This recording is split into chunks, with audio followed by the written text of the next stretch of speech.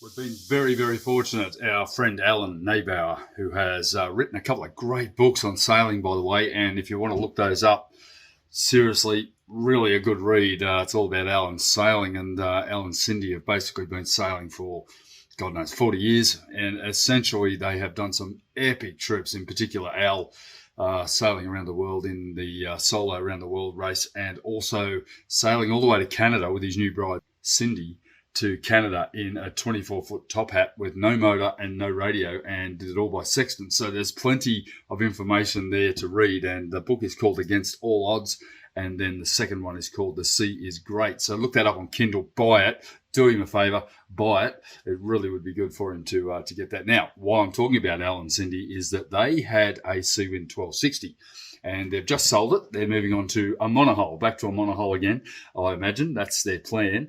But just before they did that, they purchased a brand new mattress.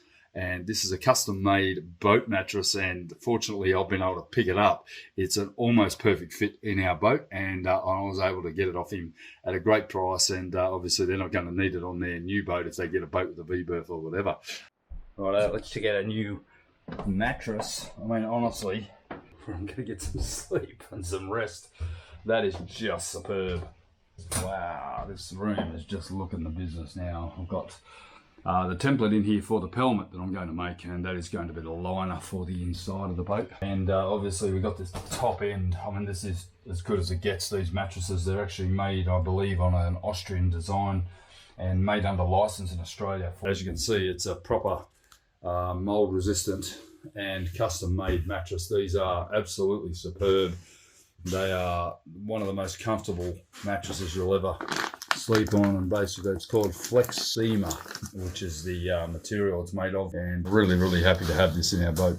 And it has no metal in it. It has a plastic spring mechanism, and it also has a contour foam in it and a memory foam, and the covering is just absolutely beautiful. It also has a mesh breather in the side of it, and the nice thing about that is it's going to allow some movement of air underneath it. I am going to put carpet underneath this as well to minimise the condensation, and going to have some sheets made up for it, but it's almost a perfect fit. A little bit of sort of ambiguity here, but I'm going to block that in with some nice timber surround, and hopefully make that all look good.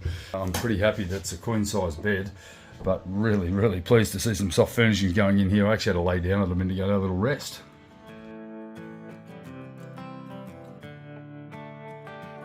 Got a problem with my galley robe on the front. It's basically just a small, almost like a knick-knack cupboard, or I guess we could use it as a glass cabinet. It's curved, so I need to do some furring strips and actually put it on a steam bending jig to make the actual top and the bottom. The verticals are simple 90-degree Tasmanian oak, but the actual top, because it's round, and the bottom, because it's round, the surround needs to be done on a steaming jig. So I've got Janet's iron up here for the day. See it getting used.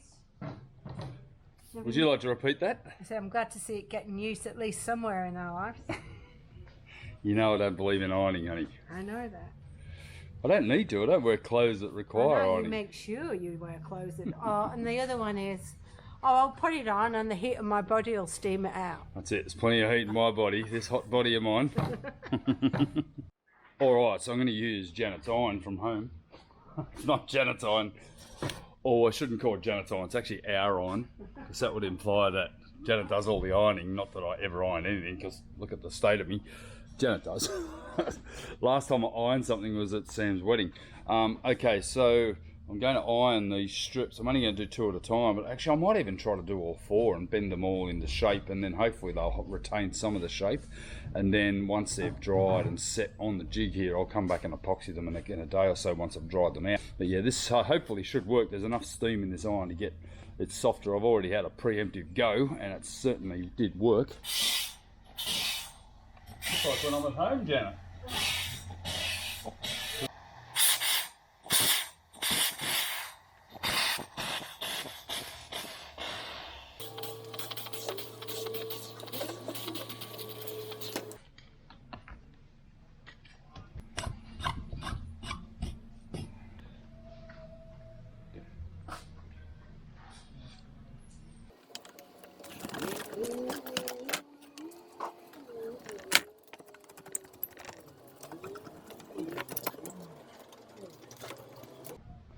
Well, that's 2 layers, and I need 4, so I need 2 for each section. So we'll try and do these 2 at once with the iron. I might get Janet to iron while I clamp, because that's I don't quite have enough hands. It's actually really good. I finally got Janet back on the iron.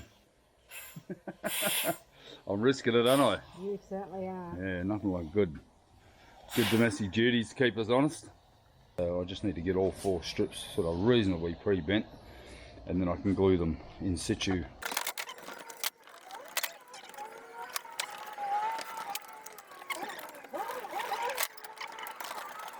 Alright, so we've got a pre-bend, and we're going to try and do all of them at once. Could backfire, but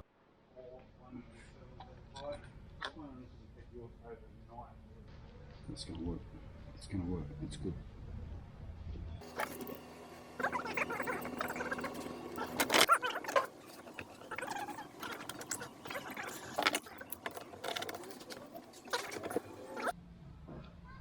Oh, it's basically working, really. It's not really anything fantastic, but it's good to put some of this old techniques that I've had for years into place again, because I haven't been doing much woodwork. You'd think I'd finish our house, wouldn't you? Yeah, it would be good. Won't be long.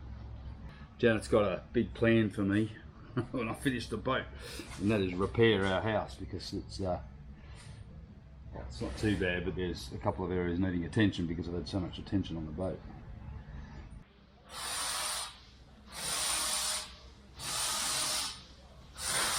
This bloody peninsula cupboard has been going on for a couple of days now. Been steaming wood. I've had a couple of failures, and this one's not perfect, but I'm going to be able to sand it out. This one, at least I've steamed this piece. It has got a little crack in it, but I think that'll disappear with a bit of sanding and some clear coat.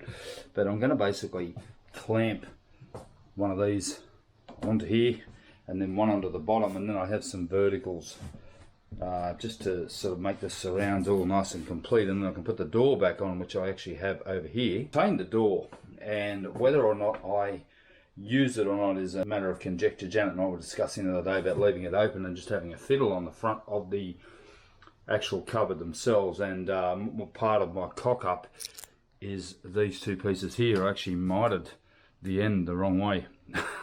So easy enough to do, because I was trying to do it upside down anyway, but I'm actually going to use these, and it was Janet's suggestion, as the fronts of the shelf. So pretty much nothing lost, but you know, I could have done without it. It's created a whole lot of other work. I had to go and buy some more of this furring strip, this Tasmanian oak, and actually re-steam it, re-bend it, and now I'm ready to glue it in. So I put some glue on the top here. I'm going to clamp the first one in place on the top, and then I'll plant the bottom one on, and then I'll leave it until tomorrow, and I'll come back and do the uprights.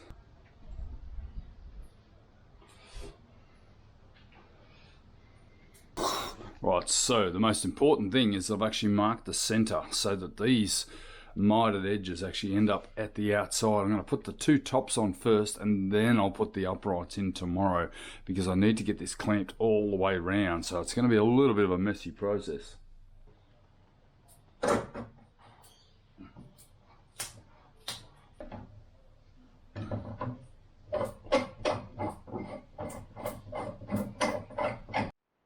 Okay, I thought I'd put in one of the sides, and I wish I hadn't, because now I'm not even sure if it's going to fit. I think it's going to be fine. It looks like it's pretty well met up.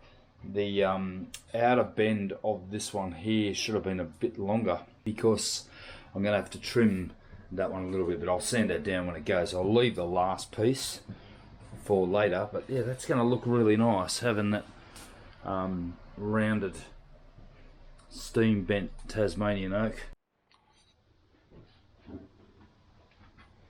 Alright, so that is now, they're glued on. Got a little bit of a gap here, which I'm going to fill with some wood-filled epoxy. And down here, I actually just got to sand this down, because it is actually double the thickness of the other surrounds, but that actually looks quite nice. You see here, once all this is tidied up, sanded and trimmed and then dressed with some clear finish, it should look really, really good.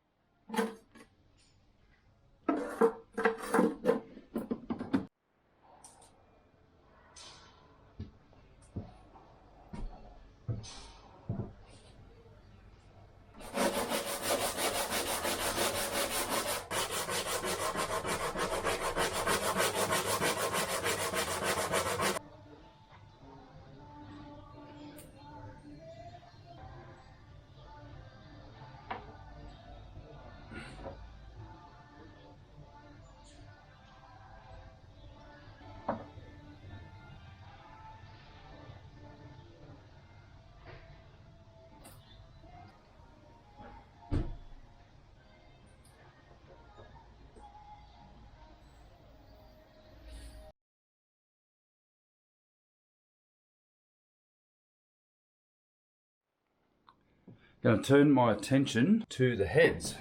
Our portside head is a combined head and shower. The shower is actually quite good. The toilet obviously is here, and we have a door and then a complete shower there. So a separate shower, not a wet head like the one on the starboard side. However, I've got these liners, and this one here actually, Janet and I made these liners probably about a year ago, and I've just stuck them in because I'm not really sure how to approach them. The nice thing about it is this one's actually molded for the window. So this is the first one that needs to go in, and the window on the outside, as you can see here, is going to have a polycarbonate face stuck to the outside. So it's not really going to matter how large the opening is, as long as I've got room to adhere the polycarbonate to the lip here, from the inserted lip or the rebated lip that I actually put in it. So what I need to do though is I need to retain this edge here, because this edge actually sits over the top of the window like so. But what I've just found is that my window cutout isn't quite the right size, so I'm going to have to get in and grind out particular window edge to make this liner fit, and that will make it sit back properly. And then the extra liner for the roof and these ones here that actually fit up here to cover this area here will fit in place. So I need to do that before I can do anything. There's really no need to do much more than just, you know, sand out this edge. Once I get that sanded, this whole thing will fit back in properly, and then I'll have a nice flow coat edge right to the edge of the polycarbonate. That is so important, because in a bathroom like this, where the water's going to hit this, I want it to drip back into the boat, not out into the window. So the condensation from the shower is going to create a lot of problems here if I don't do this properly. And this will be glued down to the actual boat itself, so that there's absolutely no chance of any water getting into the core of the window there. So this is not an easy thing to get out, because it sort of fits in perfectly like so. I ripped my freaking finger off. Ouch. It's funny, I seem to be getting more injured now that I'm almost complete than I was when I started the thing. I don't know whether that's just because I'm getting older, I'm getting careless. But anyway, put this in the stern cabin for Ron. Later, Ron.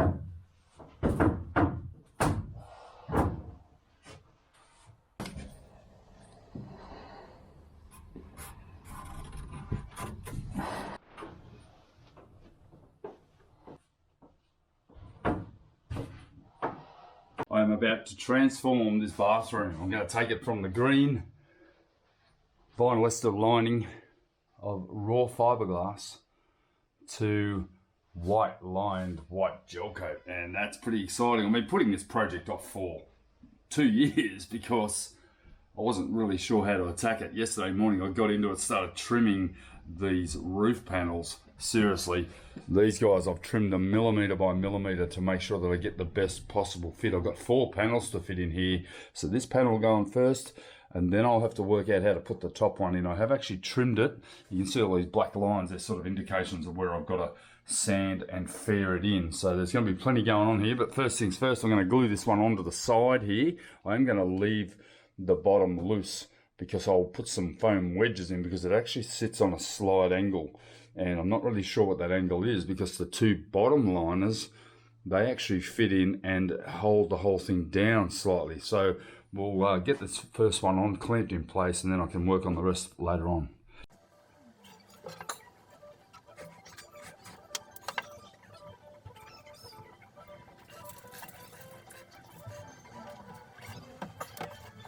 Well, the reason why I'm gluing this in is because I don't want it rattling or vibrating. Normally these liners will just be held in with something like Velcro, but this particular one has to interlace with the windows. The rest of them can be just placed in with Velcro, obviously to be removed to access wiring and the like. But by epoxying this one in place, it means that it's obviously it's there permanently, but there's going to be no vibration against the window sill in the bathroom. So here we go, and see if I don't get it all over me, which would be really good. Bloody hate this stuff. These are challenging pieces because you're working in very confined spaces as well. You've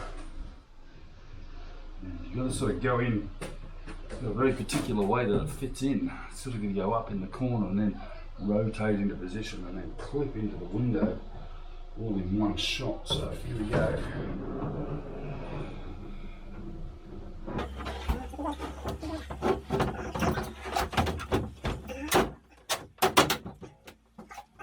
Like a glove, man. Like a glove. Look at that.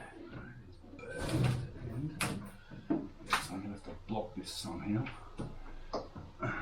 Well, that was pretty easy. It's gone in like a glove. It just went boom, straight in. All I've got to do now is chock it with some clamps to get it tight in on that window. I didn't want epoxy oozing out over the window sill because I want to fill that with vinyl ester and then gel coat the edge of it and then polish it back so that it looks all nice and neat and seals the whole window in place. But yeah, this means now that I've got this in place, once this is all finished here, I'll be able to install this window, and that's the last window I need to install, which means that the boat is totally locked up.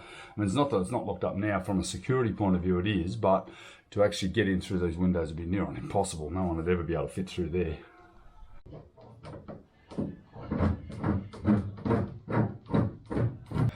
You become very inventive with clamps, but yeah, simple stick here will actually push this in place, which is virtually impossible to clamp anyway.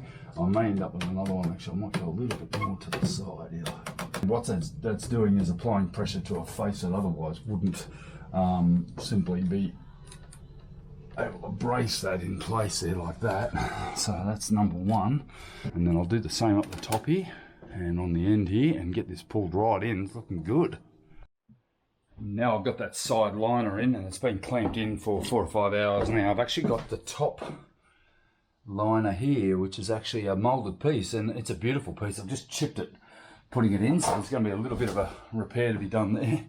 But what I've got to do is position this, and it's exactly in the right position. So I'm going to use some foam blocks and some hot glue just to hold it, because it's going to fall down if I don't. And then I can get in over here, over the top here, and physically laminate it in place. So I can tab it all the way around the top and glue it in over there, and that'll hold it in place forever. And then I can basically leave this countertop, which is this one here, that lives on here. It's going to be removable. I'll put a couple of screws into the top of the module here, and that way I can get to wiring and for the exhaust fan I'm going to put in the shower.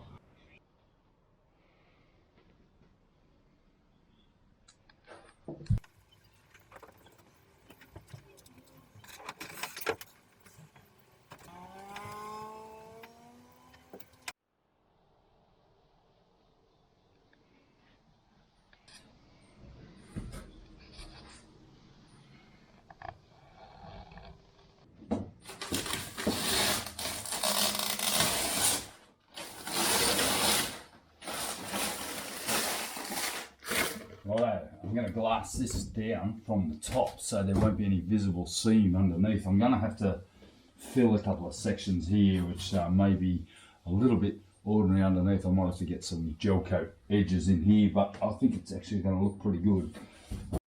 Alright, that's now positioned and locked in place with some foam blocks, and I've actually masked underneath it so that I don't get resin dripping down my walls.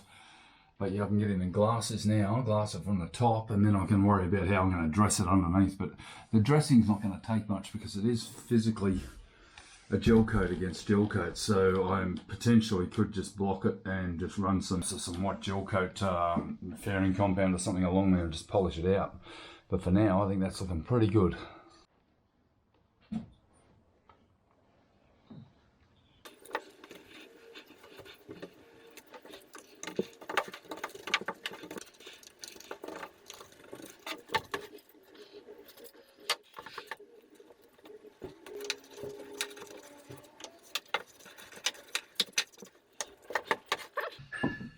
Oh, there has been a great deal of work going on in this head, and the problem is it's just been a little bit at a time because I can only do a certain amount and then I've got to move on because the chemistry, the glue and everything has been taking some time to sort out. So what I've actually been able to do, the ceiling lining is now in and it is glued with epoxy all the way along this side. It's actually glassed in on this side. I couldn't actually reach here to get the tabbing, and what I've chosen to do, because it was a little bit of a rough join, I'm actually going to fill this with filled flow coat. And what that's got is basically just a light Q-cell mixture into gel coat, and that will give me a polished edge all the way around here. So where I've actually laminated this join here, this needs to be filled, and then I'll be able to polish that back and make it look as good as I can, a bit like an advanced no more gaps. And although it is prone to cracking, it will be a little bit better than putting in no more gaps in here because it won't harbour any mould. It'll be nice and simple to keep clean, just with some wet and dry sandpaper. And of course it'll be polishable. So this ceiling's looking really, really nice.